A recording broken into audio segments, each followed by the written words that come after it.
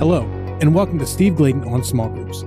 Steve Gladen, Global Small Groups Pastor at Saddleback Church, pulls from his 20-plus years of small group ministry experience to encourage and equip listeners to lead more effective small group ministry. So sit back, learn, and enjoy Steve Gladen on Small Groups.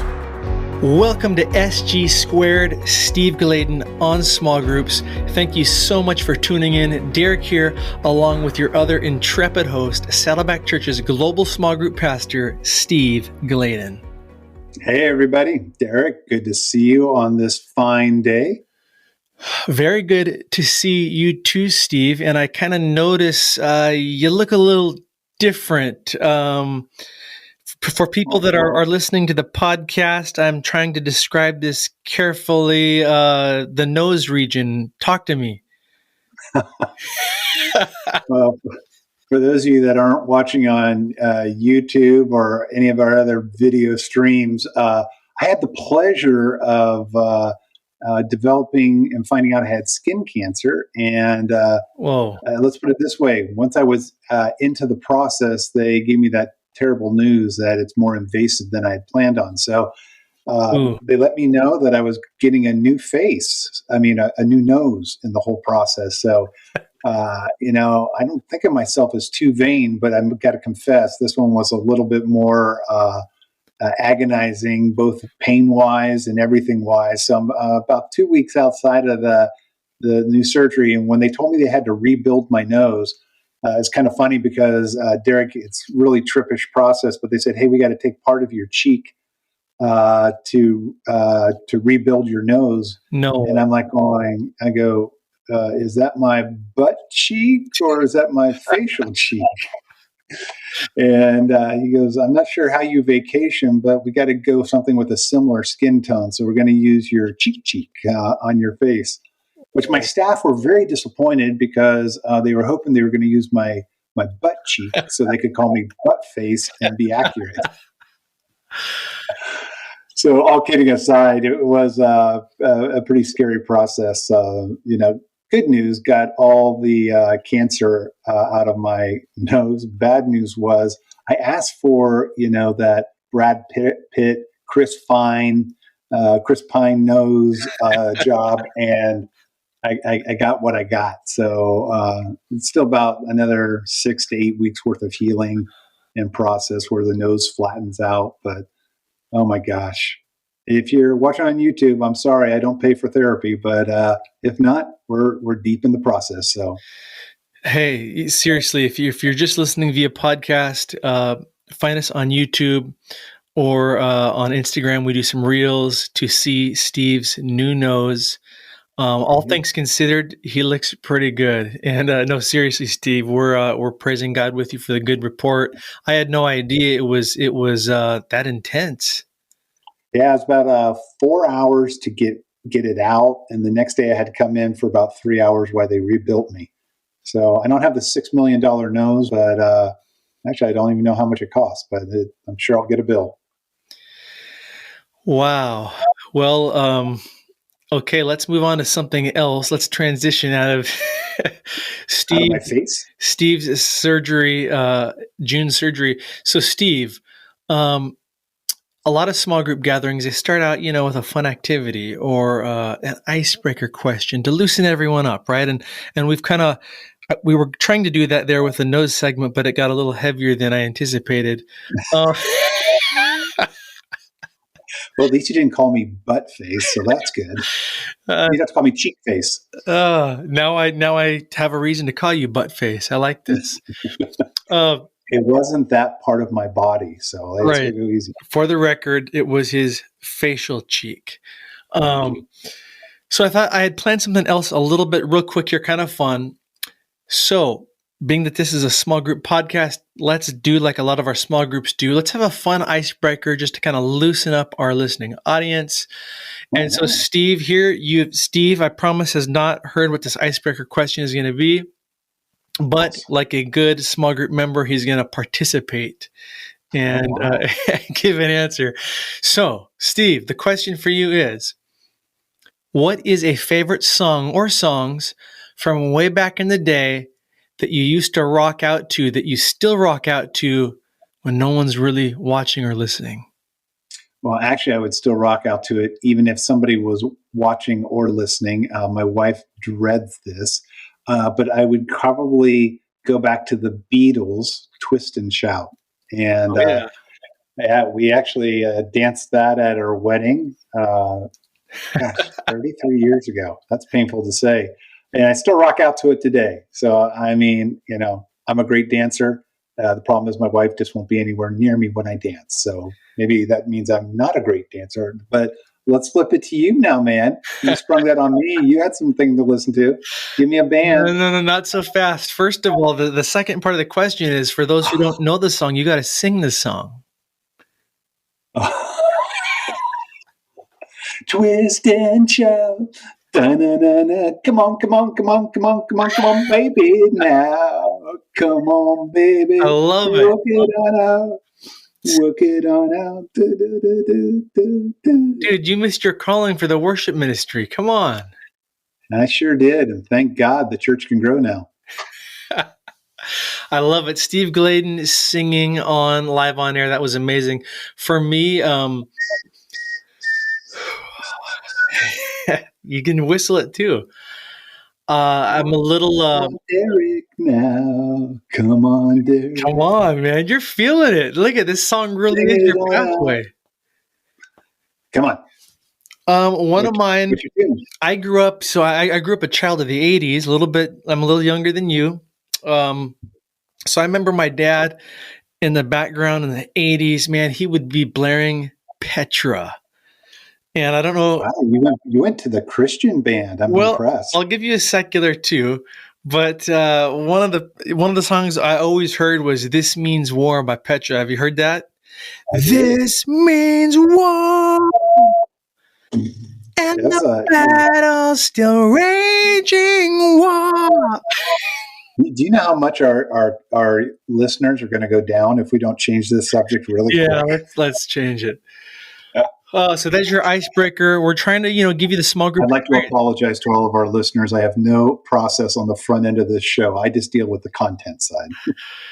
Thanks for playing along. That was fun. So in this episode, to move on, we are talking about church-wide campaigns. And this is, I know, something that a lot of people are excited to hear about, learn about, because Steve, you have and Saddleback have mastered this kind of over the years. So set this up for us. What are we talking about?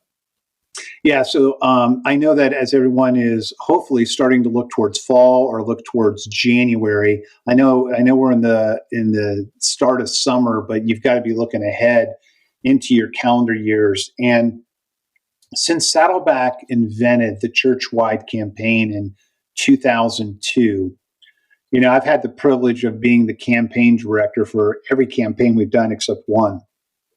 And one of the reasons I'm so passionate about this course is that I've seen so many churches not fully understand what a church-wide campaign is. This is, and because of that, they don't see the same results that we've seen at Saddleback Church. And most pastors or churches think of a church-wide campaign as a sermon series, maybe a small group study, and they may do some other component with it, like a book, or they read through a journal or something like that. But there's so much more to a church-wide campaign. And what happens is people who don't understand what it is, they end up not getting the same results that we have gotten. And it's kind of like if you're making a cake, and you're making this cake ingredient from, Betty Crocker or something like that. And you go, I don't feel like putting eggs in. And so you don't put eggs in it, and the cake comes out crappy. You're like going, you're calling me up going, hey, my cake stinks. And I just go to you after I do some diagnostic questions. I go, dude, you're changing up the recipe. And so, one of the things is that if you want to do it right, now you can do it any way you want to, but I'm telling you, when you see the explosive growth that we've seen, when you see the amount of groups that start up, when you see the involvement, when you see the salvations, when you see the baptisms, it's all wrapped around in this. Now, in my first book, Small Groups with Purpose, chapter 17, I talk about these 12 ingredients, but in this show, we want to run through them with you just really briefly, and I want to encourage you. We have just put together, coming out just now, is a course on how to do a church-wide campaign. We've got so many downloadables for you. It is just sickening for you. But we've got, forms and the workbooks and the job descriptions and so many pieces. We'll talk about the course and the 6 sessions in the course at the close of this show. But the main thing I want you to see is that we have made this as bulletproof as possible, because even when we list the 12 ingredients, people don't know how to use the 12 ingredients. And so we understand that there's the ingredients, and then there's what portion of ingredients do you use to make the best cake. So we want you to make not only the best campaign, we want you to make an amazing campaign. And as I talk about cake, I'm like going, man, we should have some green room food here on these shows. So help us out, Derek. Get us a budget. 12 ingredients to build your best campaign cake. So let me kind of roll through them. Derek and I are going to kind of go odd and even. I'll be odd and you can be even on this show. We'll list the 12 ingredients in the show notes, and more importantly, we're going to list you some important links for the course so that you can learn how to do this, because there are many components, and there are quite a few downloadables. I think it's over 20 downloadables that you'll be using in this just to help you out, because we really do want this to be successful for you as you may look towards fall, or as you may look towards winter for this to happen in your church. So let me kick it off. The number one thing you need to understand, and these 12 ingredients aren't in any particular order after I give you this one, because number one really is number one, and that is you need to know the compelling question. And what this is that inside your church culture, of your community, what is the felt need and what is the question that you're answering? Because you need to have a compelling question that addresses the culture in your church. And there's many things that drive the community. You may say, hey, Steve, I don't know the compelling question. Well, you may want to start by going out and surveying your community and find out what is in front of them. Is it a lack of hope, a lack of peace, a lack of fitness, a lack of purpose, a lack of love, a lack of whatever it is? But your culture is deficient in something. There's a felt need that's not getting answered.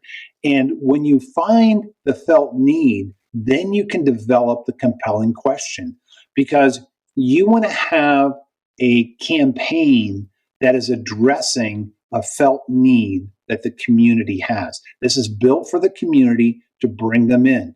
Now, generally, if you are addressing the felt need in the community, strong chance it's the same felt need that's inside your church. So number one is knowing the compelling question. And number two is align the children's, students, and adult ministries together. And so again, we're talking about a church-wide campaign. So church-wide is the key phrase here, right? And this means, again, aligning children, students, and adults together across the board. So for example, in the course of a week, right, the adults are learning the same thing, the students are learning, and the students are learning the same thing the kids are learning.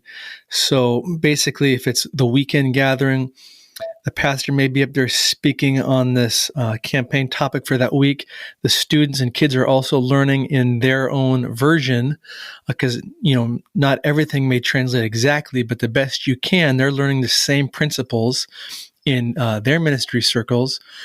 And then so what you have is you've got the whole family learning, growing, and experiencing this life change together. And then therefore you have the whole church as well. Right, Steve? Yep. It's a class. I love it. I would love what you just said right there, because why we call it church wide is because everybody in the church is doing it. Number three, stick to the principles and apply your own methodologies. Now, what's going to be super important as you work through the course and as you work through all these 12 points, that you got to understand the principles of what we're talking about. And just like Derek was sharing on this last point, is the theme may be transformation, but how that looks in children, how that looks in students, and how that looks in adults, the theming may be the same, but the methodologies that you get that theming across are going to be very different. So not only are you making them appropriate for all your age-graded ministries, but at the same point, what we're talking about here in applying your own methodologies is what you're learning from this campaign, especially if you go through the campaign course, grasp the principles and help those be transferable into your own methodologies. So think through that when we're talking about the components. We're going to talk in just a couple points here about components you need. The principle is, attack the different ways of learning. The methodologies may be very different inside your culture. So adapt it. It's kind of like we say about fish. Eat the meat, throw away the bones. And the same thing is true right here. Very good. Number 4 is language matters. And it matters across the board with the campaign, with whether it's the name of the campaign, but specifically with what you call your small group leaders. For example, and Steve can talk more about this, but you might think small group leaders is not a big deal in the church world and, the tight ministry circles, but the word leader might freak some people out, right? Some people don't think they're leaders, or some people think that, man, I've got to have a Bible degree or have the Bible memorized to lead a small group. So language matters, especially what you're calling your small group leaders, or in this case, I'll call them hosts, because that's what Saddleback really made popular. Was they made the switch from calling their small group leaders to small group hosts, and the acronym is HOST. H is have a heart for people. O is open your home. S is serve a snack, and T is turn on the TV, or that can even evolve to turn on the video or whatever. But the point is, you're saying this is all that you need to lead a group. It's be a host. Yeah, Derek, a couple fun things just out of this whole point right here that we used to call our small group leaders, we used to call them district lay pastors. And because we thought everyone would want to be a pastor. Why wouldn't you want to be a pastor? And it really scared them to death on that. And then we went through a phase where we called them shepherd leaders. So we swung the pendulum all the way to the other side. And in Orange County, California, nobody knew what a sheep was, so they didn't know what a shepherd was. So it really didn't translate well. And then, just like Derek said, we talked about small group leaders, but really we found out people didn't want to be leaders, and then we settled into host. And really how we got there was that we realized we had more people with the gift of hospitality than the gift of teaching. And so what we wanted them to be is a host of people, and that's where video curriculum came into play. And that's how we developed video curriculum, is because you're bringing the master teacher in. Now, later on, you want to develop them, have a plan to develop them from video curriculum to inductive study, which, later on in the show, we'll talk about our group method, and also our group Bible method that we have coming out from the Small Group Network. But for right now, is, that language mattered. And when you ask people, do you want to be a leader or you want to be a host? Everybody said, I can host a few people, because the leader's coming in and leading the time. So it really was a critical point. Sorry to cut you off. Didn't know if you had anything else on that. Don't want to blow through that and not hit the next thing. No, I think the only other thing I would add is this absolutely matters. In my own experience leading campaigns, when we made it clear that you are a host, and a host means this, and this is all you need to have, people's eyes lit up. They're like, I can do that. When all you had to do is break down the perceptions. Yeah. And part of, when we just on that one point, we talked about, stick to the principles, apply the methodology. Here's a great point, because we're saying, hey, you want them to feel like the host. That's the principle. Now, the methodologies of how you break down the acrostic can differ. So for like at Saddleback, we don't say open up your home, because a lot of our groups meet in different places. We just say open up a place.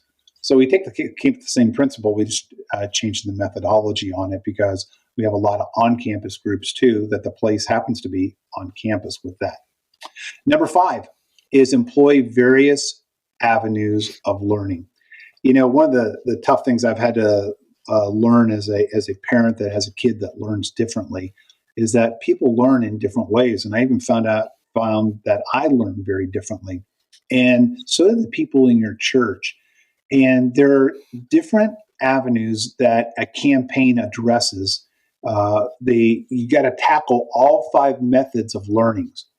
You see, some people learn through the ear gate, and that's where they'll learn from listening to the messages. And that's very important. But you got to have in the campaign, you got to have that process that's embedded in there. There's also people that learn through the eye gate. They learn through reading. They learn through, I like to read it and comprehend it myself. There are other people that learn through the mouth gate, and they like to discuss it, and they like to talk about it. There's other people that learn through the hands. They're tactile learners. So you got to have a project that's happening in the campaign so they can learn. I learned through the nose. I mean, no pun intended, since my nose just got worked on. But I learned through the nose, which is I like to smell the food. And when I smell the food, I learn how important a small group is, because I can get fed. That's totally a lie. No, that's not a lie about me, but it's not one of the learning methods. But then also people like to learn through the mind gate. Some people like to be challenged. And scripture memory is a great way for them to learn. Now, you may have a different methodology that tackles any one of these learning styles, but the principle is you have to employ all the avenues of learning in a campaign so that people can learn the best in the function that they like to. How you do it, you may do some different things. Number 6, once a year is enough. And I learned this one kind of the hard way. I remember being a small group pastor for the first time, and I'm trying to learn as much as I can. I stumbled upon the Saddleback campaign strategy, and I thought, this is it. We launched the church's first ever campaign, and let me tell you, it was widely successful. Like, there was so much momentum. I remember the pastor's words still stuck with me on our launch Sunday. He said, "I have never seen so much momentum in this church as today." And that for me was just this huge win. The problem was I kept trying to do it. Somehow I missed the memo that once was enough. And so once a year is enough, not just once. Right. Once a year is enough. So that was, I think we launched our groups in the fall, but then that next winter season, after we took a break, I was trying to do it again. Yeah. And you could immediately see the momentum loss, as it was just too familiar. So the point is, like Steve says, what makes the Super Bowl is it's simple. It's once a year. The 51 weeks that lead up to the campaign is what makes it special. Steve, anything else? Yeah, so true with that. I mean, it's so common. You figure out you've got so much success, but one of the points that Derek's going to be carrying out a little bit later on in the show is, we're going to talk about the taxing that a campaign, when it's done the right way, and you're doing all 5 learning methods, both children, students, and adults, it's taxing on your staff, and it's just physically, it's a beast, and so you got to let up off the accelerator. You just can't keep the pedal down all the time. Number 7, provide a clear start and end date. Now, with this, I would say you've got to provide a clear start and an end date so people know, when am I getting in and when am I getting out?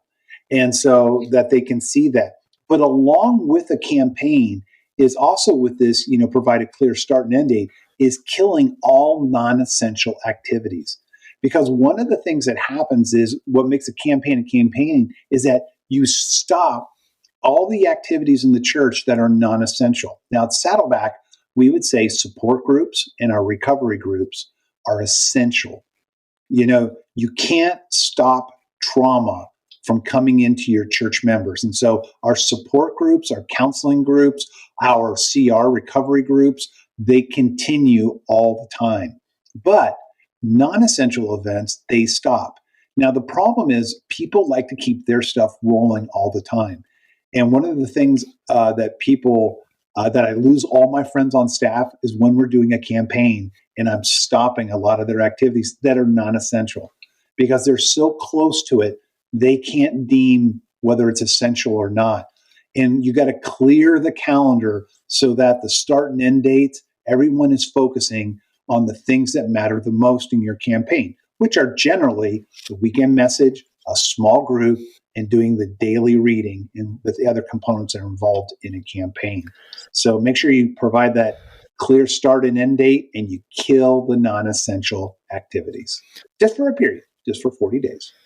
And yes, like you said, people may fight you a little bit on killing some of those other ministries I've found. I've seen that firsthand. So that can be a learning curve. That's how I got the scar on my nose. I mean, someone punched me out because I was killing one of their activities. So let the truth be known. Number 8, as Steve alluded to, expect high intensity for staff. This includes volunteers, members involved in the campaign. Because it's church-wide, it's go time, it's usually 40 days. And so people will get physically tired. But also that can also mean spiritual attacks. And so you just want to be aware that you want to be more than ever during this campaign as a spiritual leader praying and rallying your people to pray. I think you also want to make them aware that, hey, this can be a taxing time. So be filling yourself up, be in the Word, be praying, and encourage your team, I think, like never before during this 40 days. You want to minister to them, pastor them like you never have, so that they stay encouraged. And I think the last thing you want to do is do number 9, which is kind of a crescendo to number 8. Well, part of that with Derek, just to put a little exclamation point on it, is the reason why on the point before we talked about clearing the non-essential activities is because people don't know what they don't know. And when you're having them do other things, if they try to do another activity, they get physically exhausted. So, Derek, I love the point when you brought up. I don't want people to miss it. It's both physical and spiritual. I mean, I think that's what I was hearing clearly from you. So that's a good point. Number 9. Remember and celebrate. And this is super important.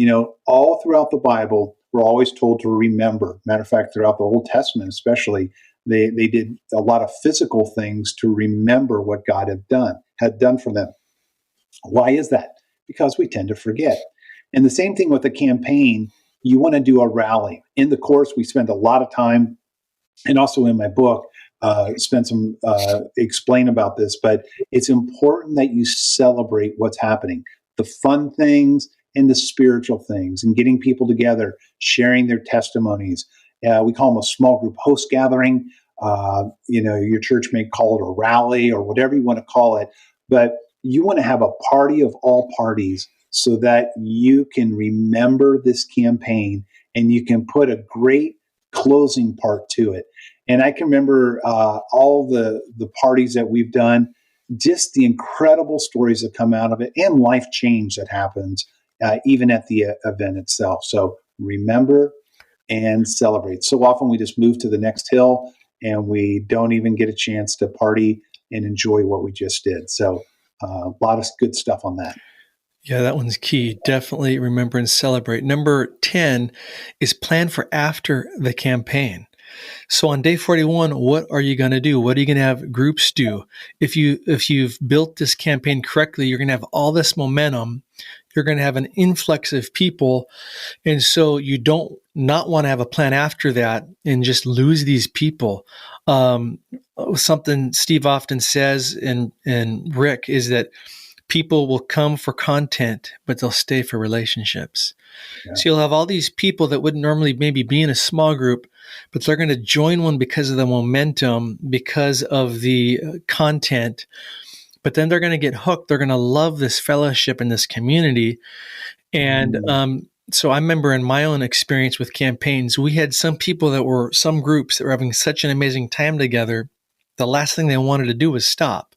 So like for some of them, we had an additional month plan or they could continue on 4 weeks if they wanted. So stuff like that. What are you going to do after? Yeah, that applies both to temple courts. What's your sermon series? Does it make sense for after the campaign and things like that? And it also makes sense for your small group content. If they were a new group, what do you want them to do? If they're an existing group before the campaign, what do you want them to do? And it kind of leads to this next point, number 11. Seems very counterintuitive, but that is give people an out after the campaign. So a lot of times in the celebration that we talked about a couple points ago is, a lot of time that's the end for them. Now, naturally, there's a strategy built in to try your best to get them to continue. But if they absolutely don't want to continue, don't worry about that, because if you give them a positive experience and you give them an out, then the strong chance that the next year when you do a church-wide campaign, it is going to increase and they'll jump right back in because they had a positive experience. And maybe that time they'll continue on. So don't worry about giving people an out, because I can guarantee you your groups will start at one point. Like the first time we did a campaign, we had 825 groups. During the campaign, we went up to over 2,400. Then post-campaign, we dropped back down to actually 1,456 groups. Now, you can look at that as we lost 700 groups or we gained 700 groups. I'd like to think of it as a little bit more of the glass is half full. And, you kind of keep going with that. So, give them an out. You'll always be able to come back the next year and hook them back in. So good. And number 12 is budget to remove financial obstacles. So you got to be thinking, man, what financial resources can we divert to this campaign? Because it's going to pay off so much for your church. And as a small group point person, and Steve, again, you can share more on this, you might really need to cast some vision to your senior leader, because they might be thinking, oh man, this is just going to be another hit to our budget, another thing. You've got to be able to cast the vision to them that, no, Pastor, this is going to grow the entire church, not just physically, but spiritually. And it's really going to strengthen every ministry department. So you want to be thinking about, man, where else can we cut to divert to the budget?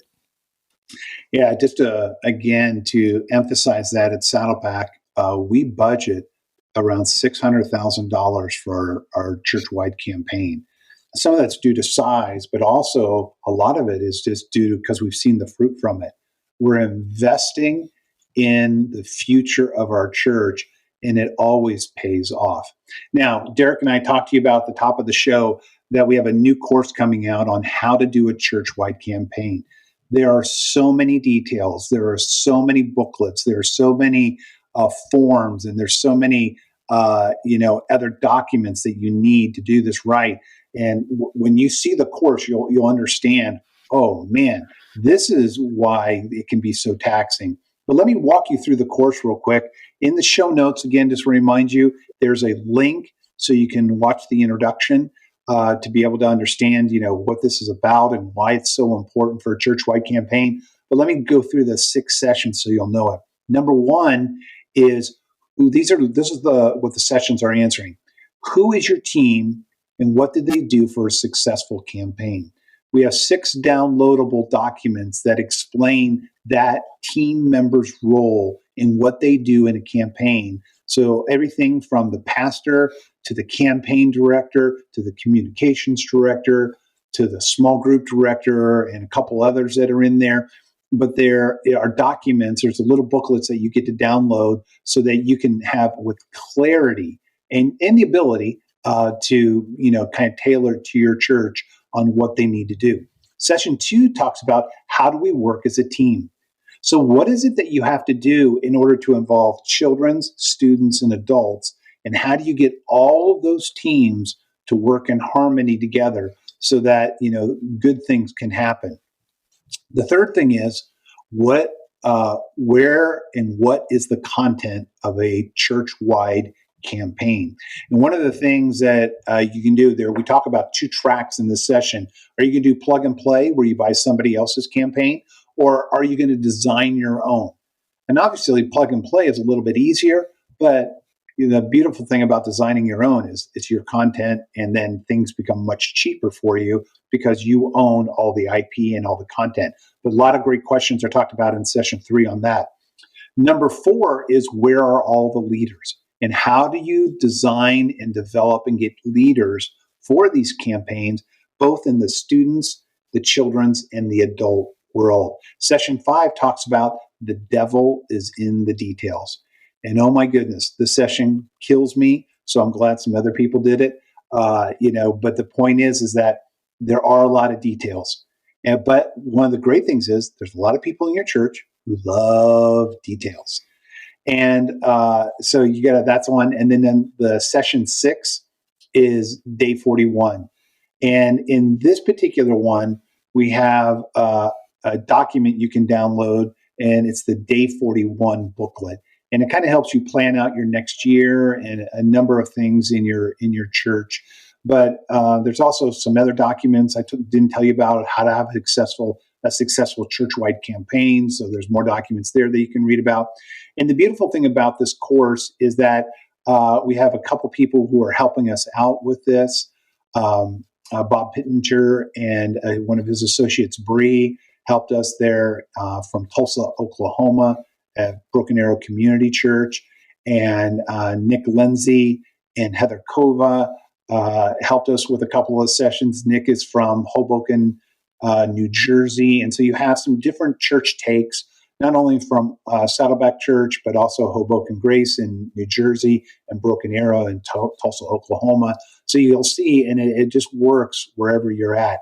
So I just want to encourage you to jump into this church-wide campaign and just understanding we want the best for you. What breaks my heart is so many people take shortcuts because you don't know what you don't know. A church-wide campaign is one of the most strategic things you can do in your small group ministry. But if you don't do it right, as many groups as you start is as many groups as you'll lose. And I don't want that to happen. So we talk a lot about infrastructure and things that you can do to sustain all the momentum that you got. Well, there you have it. There are your 12 ingredients for an amazing, successful church-wide campaign. We hope this episode really encouraged you and equipped you to lead a healthier, more dynamic, vibrant small group ministry and have an epic campaign coming up. Thanks for spending part of your day with us. And until next month, goodbye, everybody. All right. Hope you have a fun time. We're going to go make a cake. Let's go, Derek, and let's go make a cake. All right. See you guys. See you guys. Thank you for listening to Steve Gladen on Small Groups. If you like what you've heard, make sure you subscribe to Apple Podcasts, Spotify, or wherever you get your favorite podcasts. If you want to learn more, make sure you check out smallgroupnetwork.com for more resources.